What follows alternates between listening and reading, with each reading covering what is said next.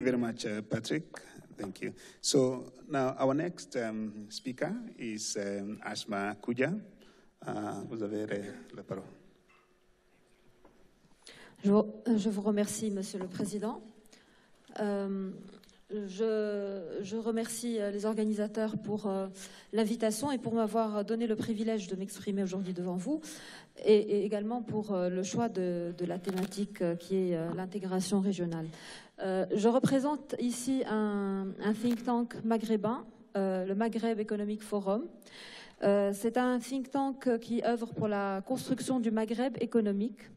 Et nous sommes convaincus dans tout ce que nous entreprenons que si le Maghreb économique va se faire, il se fera forcément par le biais de la société civile et en particulier par le biais de la communauté des hommes d'affaires dans la région. Et notre volonté au Maghreb Economic Forum est véritablement de se constituer en lobby d'influence pour pouvoir impulser ce processus d'intégration. Je vais parler, donc, comme vous l'avez bien compris, du Maghreb, puisque c'est une région que je connais bien, puisque je viens de Tunisie, et je vais me focaliser sur l'interconnexion, en particulier entre la diversification industrielle et l'intégration régionale du Maghreb. Donc je me poserai à ce titre 3 questions. La première, c'est, d'une manière générale, quels sont les avantages à tirer des politiques industrielles de diversification et en quoi peuvent-elles accélérer le processus d'intégration régionale? La deuxième question, c'est de faire un peu le point très rapidement sur le Maghreb. Donc, est-ce qu'on peut parler réellement d'une accélération de l'intégration régionale grâce aux politiques industrielles de diversification qui ont été suivies par la région? Troisième question, autrement, si ce n'est pas le cas, qu'est-ce qu'il faudrait faire? Et là, donc, j'avancerai quelques petites recommandations. Concernant la première question et les avantages à tirer des politiques industrielles, on les connaît tous, les avantages. Les avantages se mesurent en fait en termes d'une croissance économique qui est plus forte, une croissance accélérée, d'une plus forte insertion dans le commerce international, d'une dynamisation des exportations par conséquent et également des investissements. Mais il y a des conditions pour pouvoir tirer profit de la diversification. En fait, il est évident que si on veut vraiment tirer des gains de cette politique de diversification, il faudra se diversifier dans des produits qui sont dynamiques sur les marchés internationaux, c'est-à-dire à forte composante technologique et à forte valeur ajoutée. Mais il faut également, dans cette stratégie de diversification, accompagner par une politique publique, et en particulier donc industrielle, accompagner le secteur privé, c'est-à-dire lui donner les perspectives de déploiement à l'international, à plus ou moins moyen terme, donc avoir une vision, et orienter dans le cadre d'une stratégie de diversification l'investissement vers des secteurs émergents et à fort potentiel de croissance.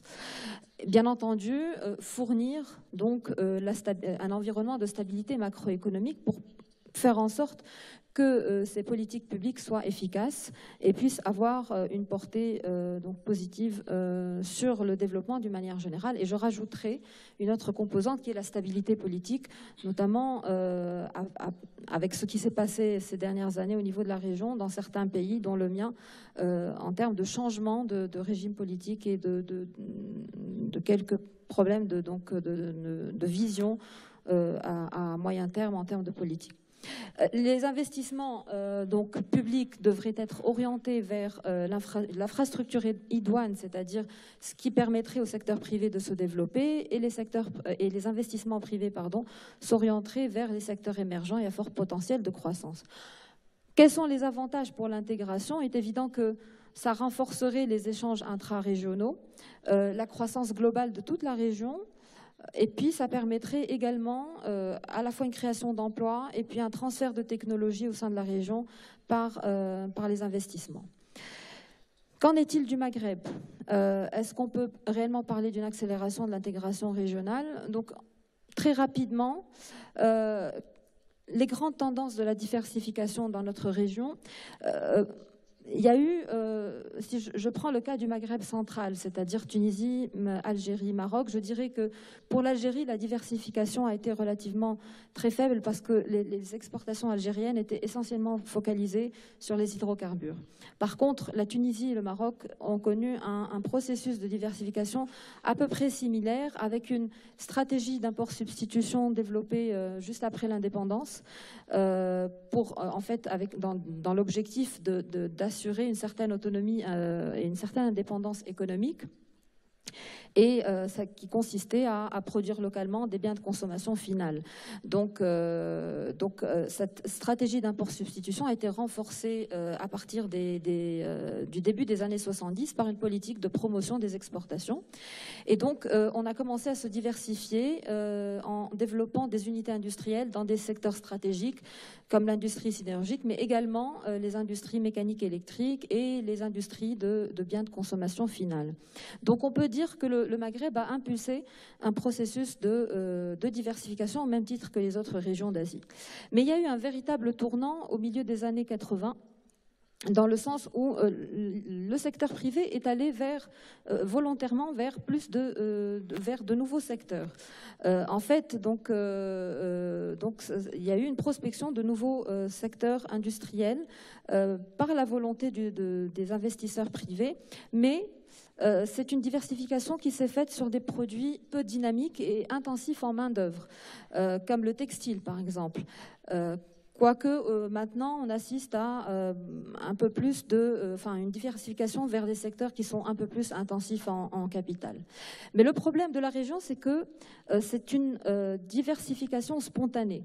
C'est-à-dire, comme je l'ai dit, c'est une diversification qui est le résultat d'une volonté du secteur privé, mais il n'y a pas eu d'accompagnement par une politique publique de cette stratégie de diversification.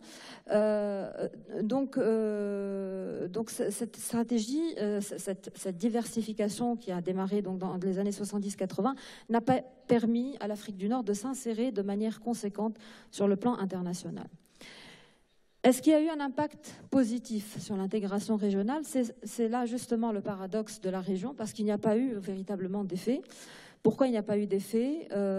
Parce que, bon, je vais rappeler la sempiternelle raison du nom Maghreb, qui est une absence réellement de volonté politique.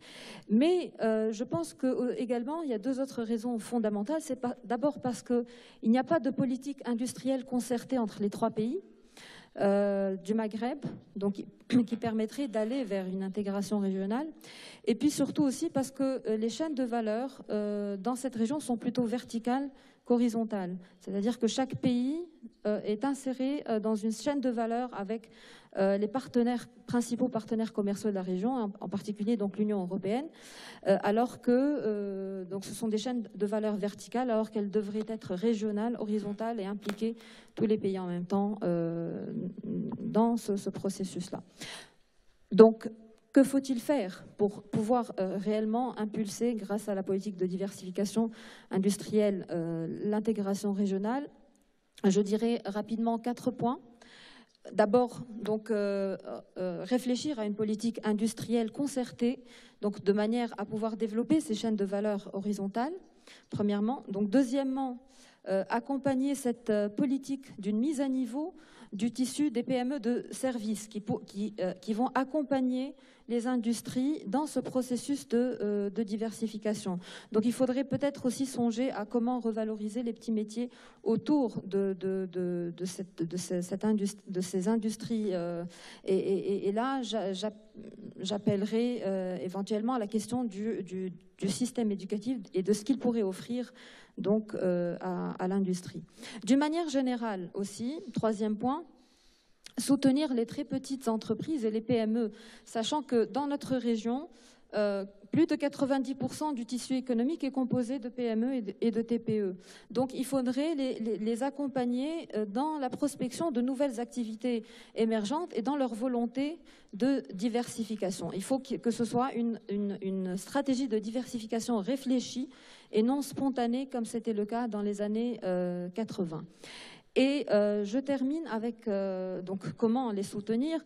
Et là, je voudrais revenir à une proposition qui a été faite hier après-midi lors des débats de la création de fonds souverains pour soutenir les PME. Donc, je voudrais dire simplement que au Maghreb Economic Forum, nous travaillons justement depuis quelques temps sur cette idée-là.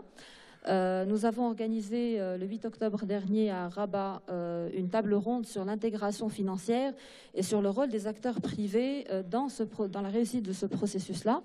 Et à cet effet, nous avons lancé l'idée du projet de Maghreb Capital, qui est un fonds souverain pour soutenir les PME dans leur déploiement dans la région et donc, entre autres aussi, dans leur implication dans l'industrie.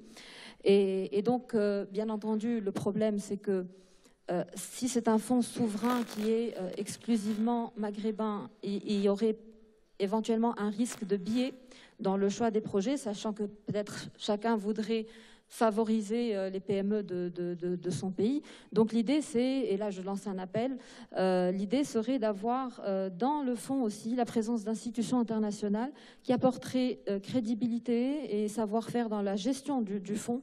Et donc également, ça permettrait aussi donc, une gestion plus rationnelle de ce fonds-là et d'éviter les biais dans le choix des projets. Voilà, je vous remercie.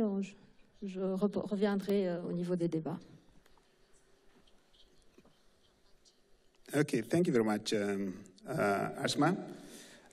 So now we'll hear the perspectives from Olatuji from the African Business Roundtable. Olatuji, you have the floor.